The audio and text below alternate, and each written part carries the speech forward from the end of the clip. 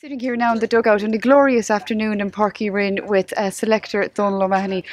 Donal, you must be delighted to be back in a Munster final again. Absolutely. I was fortunate enough to be involved last year as well when we got to the Munster final. So it was a big challenge for us as a new management to build on what we did last year. So at least we've done the first bat. We got back to a Munster final, which is good for us. And anybody living in Cork knows what a big day Munster final is. So we're delighted to be back there now on Sunday against Clare. Am I right in saying you were a goalkeeping coach as well last year? Yeah. I was a slight progression, but it was a great learning curve for me. I was kind of in the backroom staff. I was a goalkeeping coach with Anthony Nash for the last 2 years, and I learned an awful lot off Anthony, and it was a great environment to be in because you had the experience of Kieran Kingston, Pat Hartnett, Pat Ryan, Diarmuid O'Sullivan, and they were great fellas to learn off. So hopefully I brought those learnings forward with me now this year. Funnily enough, you mentioned Anthony Nash. I was in Clare last night and they spoke to me about how they probably did too much thinking about Anthony Nash, what he can do, you know, obviously the way he can influence a game with his puck outs and stuff, and they said they're going to approach him differently this time. You must have worries that someday somebody will crack the Anthony Nash nut. I think they came into the dressing room, in fairness to Clare, and they were very honest when they came into the dressing room last year after the final, and they said that, and there was a great reflection on Anthony. Working with him closely last year is just creating the environment for him to do what he does best.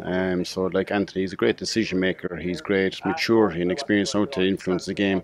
So if people come up with ploys to try and stop what he's doing, he's capable of changing that. So we'll say that to keep Clare thinking in their feet before next Sunday anyway.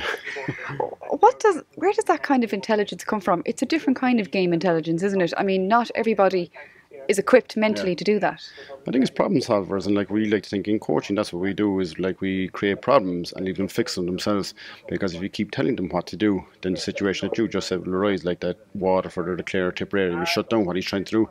But the fact that he's trained to change what he's doing in training, it's easier to bring it forward to the games then and just read the situation that's in front of him. But definitely helps that he's experienced and he's around the long while. He won't like me saying that now, but he's around the long while, so he's come across every situation. The Munster Championship obviously has gone very well for Cork, but I'm sure as any team who are growing and learning, you're looking at and you're saying we have some weak points as well. Like, for example, you've allowed teams to come back into games that you probably should have closed off. We'd be great believers in positive thinking, so while that's one way of looking at it, the way we look at it is, I suppose, an accusation that's been thrown at Cork over the last number of years when things weren't going well for us, that we were weak mentally or that we'd fall away in games if teams got on top of us. Whereas the positive that we've looked in those situations in the last 3 or 4 games now, when the game was in the melting pot coming towards the end, whether we were behind or in front, we showed great mental resolve to deal with the situation and come out on the right side. We either won the games or we drew the games that would look to be going against us, so we see that as a positive, that we've developed a mental strength which we will need next Sunday against Clare. You're probably going to have to deal with a different kind of Clare mindset. They may have come in even the first round unbeknownst to themselves thinking Cork are better than us. They certainly won't be thinking that next Sunday. Yeah. I suppose it's the environment that really is changing very quickly. I suppose everybody was saying last week that Limerick were the second favourites for the All-Ireland, and nobody could foresee them getting beaten by 10 or 11 points last week.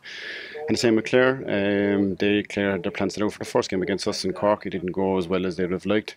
But no more so than I said about us there a while ago. They obviously went away and learned from it, and I saw they had a good meeting the Monday night after that game, and they've applied those learnings and have come back stronger than ever. And definitely you'd have to agree they're a reform team at the moment.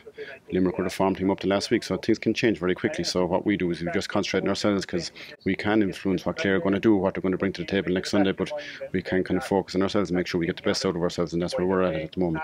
Like, our discipline is a massive part of what we do. We played games early on in the year where we felt we kept teams in it by lack of discipline and giving away soft frees. So our discipline is a key component of the way we set up, that we try to be as disciplined as we can, and I think that serves us well when we are disciplined.